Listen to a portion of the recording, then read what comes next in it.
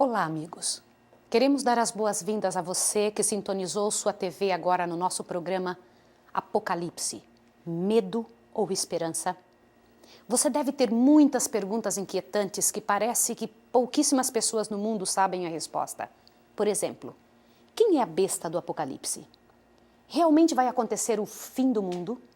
Será que vai haver algo no ano 2012? Quais são as 7 pragas que as pessoas tanto falam? E por que há tantas religiões? Estas perguntas nós temos como resposta na Bíblia, a Palavra de Deus. E eu gostaria de convidar você para que estudássemos juntos, para que nós pudéssemos entender as coisas que o Senhor Deus deixou para nós. Nenhuma pessoa pode abrir a Palavra de Deus sem pedir orientação do Espírito Santo. O Espírito Santo é como um professor.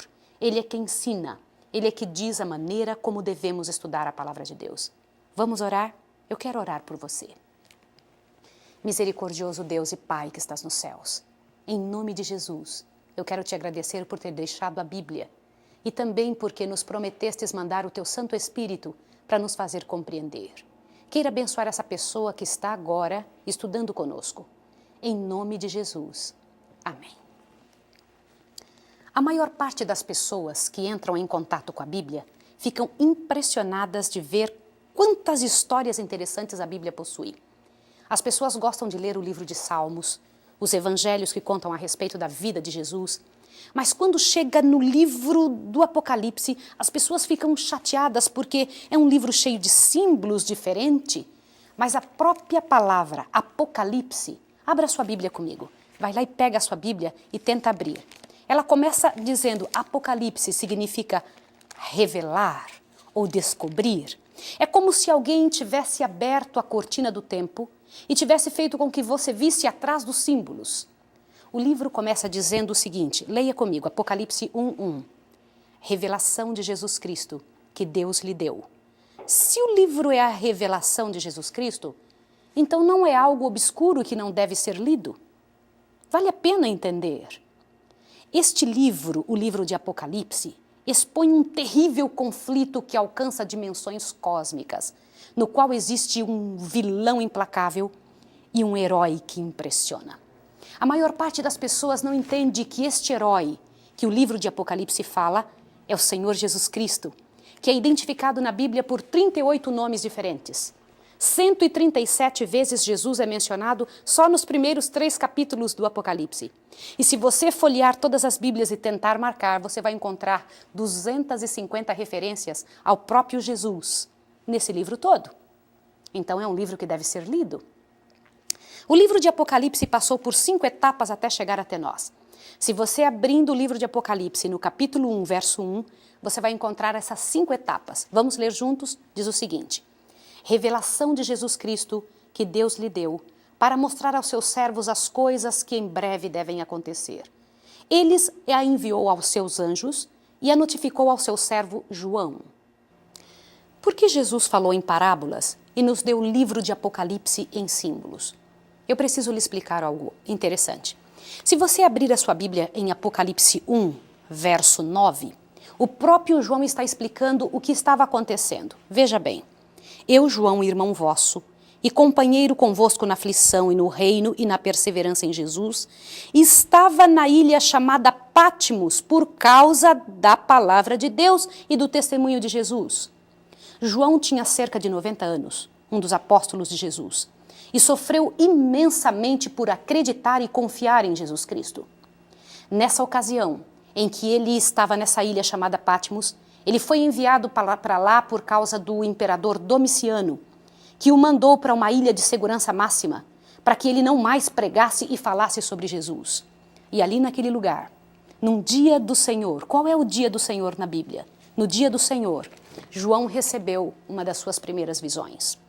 E Deus usou a maneira correta de falar com ele. Só que, ao falar para João, deu em símbolos. Estes símbolos de animais, animais saindo de água, animais andando em certos locais, voando.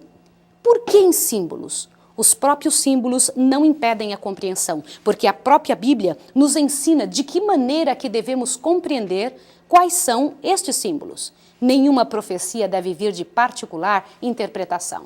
Por exemplo, O que significa animal, besta? Se você procurar em Daniel, capítulo 7, volta a sua Bíblia um pouco, você vai ficar impressionado de observar Daniel 7, verso 25. Ali fala de um destes animais. Diz o seguinte: disse-me ele, o anjo, o quarto animal será o quarto reino na terra. O que você acabou de compreender? Animal é reino. Toda vez que em profecia você encontrar essa palavra animal, você sabe que é um dos reinos da terra. E você pode até me perguntar, mas Maísa, o que é reino animal? Por que isso? Os reinos da terra, por exemplo, Estados Unidos é um reino, o Brasil é outro reino, Japão outro reino e assim por diante. E se eu disser que eu vi um animal saindo das águas? O que são águas no Apocalipse? Águas, se você for em Apocalipse 17, vai lá para o livro de Apocalipse. Lembre-se, nenhum de nós pode procurar interpretar por nós mesmos o que diz a palavra de Deus. Apocalipse 17 diz o seguinte: encontre e você vai ficar impressionado. O segundo símbolo descrito pela própria Bíblia. Apocalipse 17, verso 15. Então o anjo me disse: as águas que vistes, onde se assenta a prostituta, são povos, multidões, nações e línguas. Você acabou de aprender o segundo símbolo do Apocalipse. O primeiro é que todo animal na profecia é um reino. O segundo símbolo é que se você vê águas na profecia, são povos, multidões, nações e línguas. Então, se eu disser para você, eu vi um animal saindo do meio das águas, eu estou dizendo, foi visto um reino sair de uma multidão de pessoas. Existe um outro símbolo interessante chamado dia profético. O que é um dia na profecia? Volte a sua Bíblia em Ezequiel. Ezequiel, lá no Antigo Testamento, capítulo 4, dá essa descrição completa do que significa dia profético. Ezequiel, capítulo 4, verso 6. Leia junto comigo. Quando tiveres cumpridos estes dias, tornar-te-á a deitar sobre o teu lado direito, e levarás a maldade da casa de Judá 40 dias. Um dia te dei para cada ano.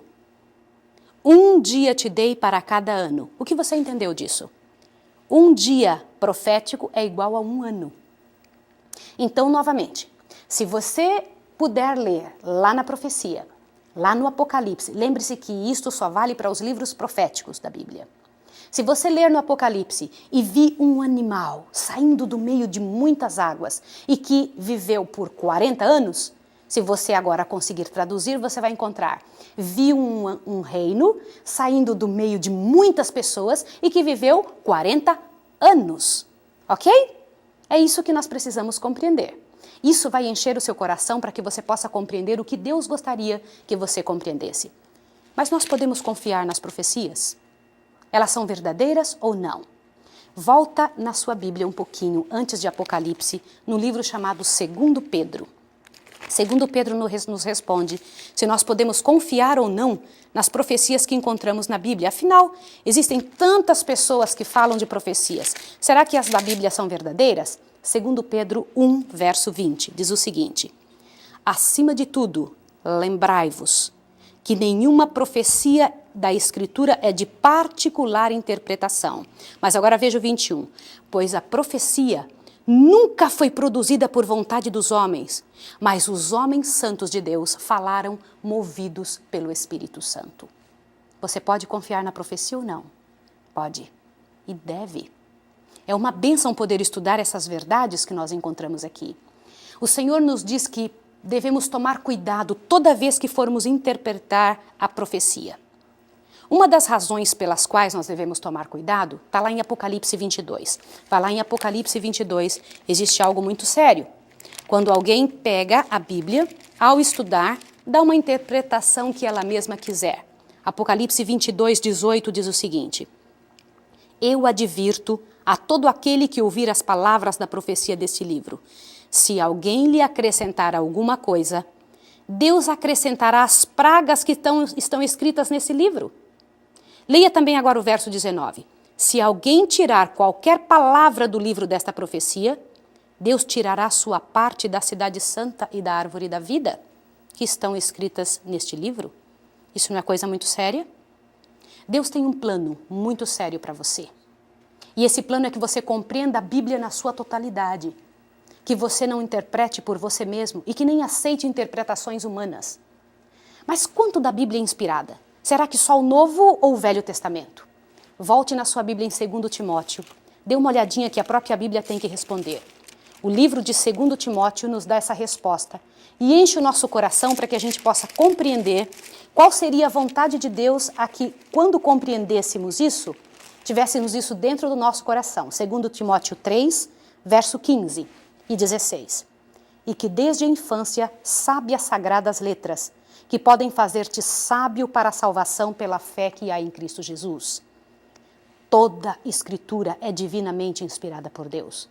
Ela é útil para ensinar, para corrigir e para ensinar em justiça. Quanto da Escritura é inspirada por Deus? Toda a Escritura. Que segurança que temos que podemos compreender o significado das revelações que Deus deu nesse livro sagrado? Será que nós vamos compreender ou vai dizer, eu não entendo dessas coisas? Abra sua Bíblia em São João 7,17. O nosso Senhor Jesus deixou ali algo interessante para que você e eu pudéssemos ter essa segurança que nós precisamos. São João 7, verso 17, diz o seguinte: se alguém quiser fazer a vontade de Deus, descobrirá se o ensino vem de Deus ou se eu falo por mim mesmo. A primeira coisa que você deve saber é que, com certeza, você vai entender. Se você deseja saber a vontade de Deus, Deus lhe fará compreender. Mas Jesus fez uma promessa para todas as pessoas que obedecem aquilo que está dentro das Escrituras, principalmente o que estiver nas profecias. Vai em Apocalipse de novo, capítulo 3. Apocalipse 3 traz algo impressionante, que é uma promessa do próprio Jesus para todas as pessoas que estudarem a respeito disso. Apocalipse 3, verso 10, diz o seguinte: visto que guardastes a palavra da minha perseverança, também eu te guardarei na hora da provação que há de vir sobre o mundo todo para provar os habitantes da terra. O que você acabou de ver? Jesus está dizendo que realmente vai haver uma grande provação na terra, mas ele está garantindo para você que se você obedecer o que está escrito no Apocalipse, nestas profecias, Deus vai te guardar na hora da provação que vai acontecer no mundo todo. Isso não enche o seu coração de esperança? Como descreve o Apocalipse a grandiosidade do nosso Senhor Jesus Cristo? Apocalipse 1 vai mostrando quem é Ele. Não disse que Apocalipse é a revelação de Jesus? Então vamos ver como é que Jesus foi revelado para João. Apocalipse 1, do verso 13 em diante. Diz: no meio dos 7 candeeiros, vi alguém semelhante ao Filho do Homem, vestido com roupas talares, cingido à altura do peito com um cinto de ouro. Parece bonito, não é? A sua cabeça tinha cabelos como a branca lã. Eram brancos como a neve, e os seus olhos como chamas de fogo. Os seus pés eram semelhantes a latão reluzente como que refinado numa fornalha, e a sua voz era a voz como de muitas águas. Isso não impressiona? Mas quando nós lemos dessa maneira, nós imaginamos cabelos brancos, nós pensamos em velhice, estes olhos vermelhos dessa maneira, imaginamos algo assustador, mas não é isso. Esses cabelos brancos é somente a cor que é apresentada. Jesus ainda tem muita louçania e a beleza da juventude e vai ter para sempre. E ele é apresentado glorificado, brilhando muito. Quando fala em latão reluzido, era que o brilho era imenso, muito grande, que saía dele. Nas visões do Apocalipse, nós encontramos diversos livros. Fala de livros ali, os quais afetam diretamente o nosso destino. E nós podemos observar estes livros através de alguns exemplos. Aí mesmo em Apocalipse 3, verso 5, fala de um certo livro. Que livro é esse? O que vencer será vestido de vestes brancas, e de maneira nenhuma arriscarei o seu nome do livro da vida, mas confessarei o seu nome diante de meu Pai e diante dos seus anjos. Jesus é sempre cheio de surpresas agradáveis. Que livro é esse? Livro da vida. Apocalipse 21, vai para frente um pouquinho. Você encontra novamente falando sobre livros. Apocalipse 21 diz o seguinte, Apocalipse 21, verso 27. E não entrará nela, lá na cidade de Deus, coisa alguma impura, nem o que pratica abominação ou mentira, mas somente os que estão escritos no livro da vida do Cordeiro. Que livros são esses? Volta a página um pouquinho da Bíblia, em Apocalipse 20, verso 12. E vi os mortos, grandes e pequenos, os quais estavam diante do trono, e abriram-se livros. Aqui você vê livros no plural. Abriu-se outro livro, que é o livro da vida. Então você vê que não existe só o livro da vida. Existem outros livros que também estão no plural. Os mortos foram julgados pelas coisas que estavam escritas nos livros, segundo as suas obras. Sabe o que é interessante notar? Todos os livros que nós lemos são mencionados em conexão com o juízo. O que nos explica que os que são salvos têm os seus nomes no livro da vida. Por outro lado, serão apagados deste livro os nomes dos que rejeitam a Jesus. Não é o seu caso, não é o meu. Nós amamos o Senhor Jesus Cristo. Mas lá no capítulo 4 e 5 do Apocalipse, volta um pouquinho. Você vai ver que ali é apresentada uma cena de muita angústia vivida por João. João estava descobrindo que existia um certo livro no céu, escrito por dentro e por fora, cheio de selos. Os selos eram 7. E nenhuma pessoa conseguia saber o que existia dentro desse livro. Um livro misterioso, escrito por dentro e por fora, e que estava na mão de um anjo. A maior parte das pessoas não sabe o que contém ali. E foi perguntado quem foi o único ser em todo o universo capaz de abrir esse livro dos 7 selos.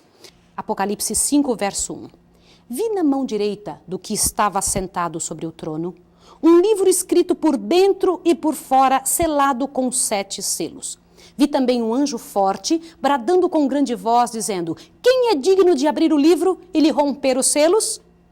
Ninguém no céu e nem na terra fora achado digno de abrir o livro, nem ler e nem olhar para ele. Lembre que nós falamos que livros no céu falam a respeito das obras das pessoas. E existe também o livro da vida, aquele livro onde Jesus escreve o nome das pessoas que estão salvas, que são julgadas e são escritas como salvas. Mas aqui em Apocalipse 5, verso 9, foi mostrado quem é a pessoa digna em todo o universo de abrir o livro. Diz o seguinte: e cantava um cântico novo dizendo: digno és de tomar o livro e de abrir os seus selos, porque fostes morto e com o teu sangue nos compraste para Deus, homens de toda tribo, língua, povo e nação. Realmente, abaixo do céu, não existe nenhum outro nome dado entre os homens pelo qual importa que sejamos salvos. Mas desde quando existia o nosso Senhor Jesus Cristo?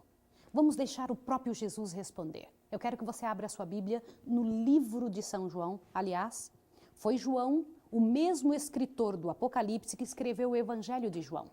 São João 17, verso 5 diz o seguinte, eu vou ler para vocês. E agora, Pai, glorifica-me em tua presença, com a glória que eu tinha contigo antes que o mundo existisse.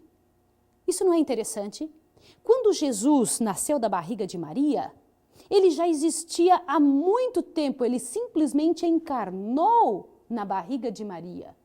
Em Miqueias 5, volta a sua Bíblia um pouquinho, Miqueias é lá no Velho Testamento. Veja que tudo que tem no Novo Testamento tem que ter no Velho Testamento também. Miqueias capítulo 5, verso 2, você encontra a seguinte declaração. Mas tu, Belém Efrata, posto que pequena entre as milhares de Judá, de ti me sairá aquele que há de reger e reinar em Israel, cujas saídas são desde os tempos antigos, desde os dias da eternidade. O que você sente sobre isso? Jesus sempre existiu. Um dia ele encarnou na barriga de Maria, mas qual era a natureza de Cristo antes de sua encarnação? Romanos 9 dá essa explicação. Vá à sua Bíblia, em Romanos fica um pouquinho após o livro de Atos. Romanos capítulo 9, você vai encontrar o que é que foi dito a respeito de Jesus no verso 5. Diz o seguinte, dele são os patriarcas, e deles descende Cristo, segundo a carne, o qual é sobre todos, Deus bendito eternamente. Amém. Ele já era Deus antes de que ele encarnasse em Maria. Mas desde quando estava decidido que se o homem caísse em pecado, Jesus haveria de morrer em seu lugar? Quando foi que Jesus decidiu morrer no lugar do pecador? Abra sua Bíblia em 1 Pedro. Um pouquinho para frente, um pouquinho antes de Apocalipse, você encontra 1 Pedro, um dos versos fantásticos da Bíblia, que explica quando foi que Jesus decidiu morrer por mim e por você. 1 Pedro 1, verso 18, 19 e 20. Olhe bem. Diz o seguinte: sabendo que não foi com coisas corruptíveis, como prata ou ouro, que fostes resgatados da vossa vã maneira de viver, a qual por tradição recebestes dos vossos pais, mas com o precioso sangue de Cristo, como o de um cordeiro sem defeito e sem mácula, o qual, na verdade, foi conhecido antes da fundação do mundo e revelado para nós, manifesto para nós nesses últimos tempos. Quando foi? Antes da fundação do mundo. Não te enche o coração que Jesus se entrega antes de você pecar? Ele diz, se um dia eles pecarem, eu vou dar a vida para ele, por eles e para cada um deles. Mas quão abrangente é a capacidade salvadora de nosso Senhor Jesus Cristo? Será que ele pode salvar até um determinado pecado? Ou ele pode salvar completamente? Hebreus, vai na sua Bíblia em Hebreus, tem essa resposta para nós. Hebreus 7, quando você encontra essa declaração, eu queria que seu coração se enchesse de alegria. Hebreus 7, verso 25, nos dá essa resposta. Portanto, pode também salvar perfeitamente os que por ele se chegam a Deus, vivendo sempre para interceder por eles. Como você se sente, meu amigo, ao saber que mesmo antes de todas as coisas acontecerem, antes mesmo de haver qualquer pecado, antes mesmo de qualquer tristeza acontecer nessa terra, o Senhor Jesus Cristo já tinha feito um plano junto com seu Pai, de que haveria de dar a vida por você, antes que você pecasse e se você pecasse? O perdão é assim, é algo que é capaz de existir antes que a ofensa aconteça. Esse é o perdão de Deus, é dessa forma que acontece.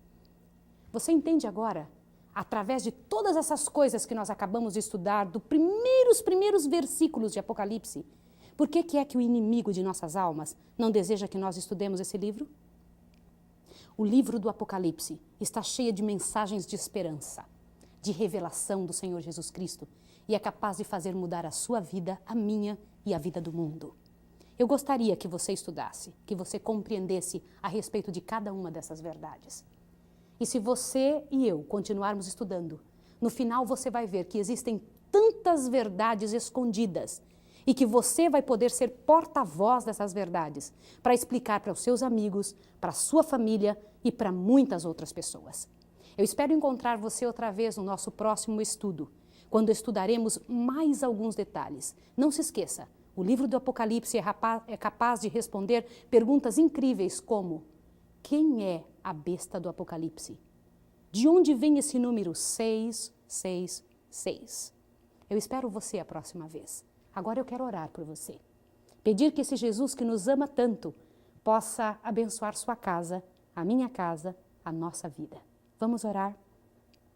Misericordioso Deus e Pai que estás nos céus, em nome de Jesus Cristo, teu Filho, eu quero lhe agradecer pelo privilégio que temos de ter a Bíblia e tantas verdades contidas no livro sagrado. Abençoa essa pessoa que acabou de estudar com as bênçãos que o Apocalipse disse que daria, que o Senhor disse que daria para quem ouve, para quem lê e para quem guarda. Em nome de Jesus. Amém. Até lá.